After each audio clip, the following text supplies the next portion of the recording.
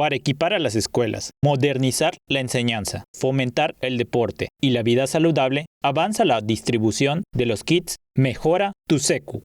El secretario de Educación del Estado, Liborio Vidal Aguilar, encabezó la entrega en la secundaria técnica número 8 Jesús Reyes Heroles, donde también recibieron el beneficio las escuelas Pablo Bolio Ponce, José Emilio Vallado Galás, Enrique Gutiérrez Soto, Moisés Sáenz, Leandro Valle, la secundaria técnica número 55 Antonia Jiménez Traba y la Edmundo Villalba Rodríguez. Los kits contienen un proyector multimedia, 2 contenedores de basura, 5 cubetas de pintura blanca de 19 litros, 3 cubetas de pintura azul de 19 litros, 3 cubetas de impermeabilizante de 19 litros, así como 5 balones de fútbol y 5 de básquetbol. La entrega forma parte de la estrategia estatal para cubrir a todos los planteles de ese nivel, de modo que, desde la semana pasada, inició la distribución de 463 kits destinados a Mérida y comunidades del estado.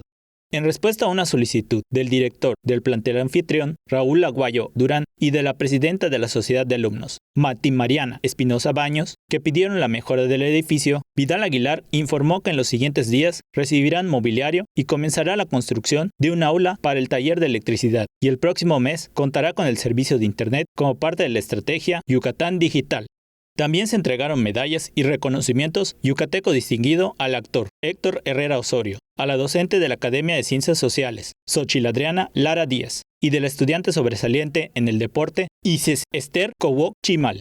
Tele Yucatán te informa.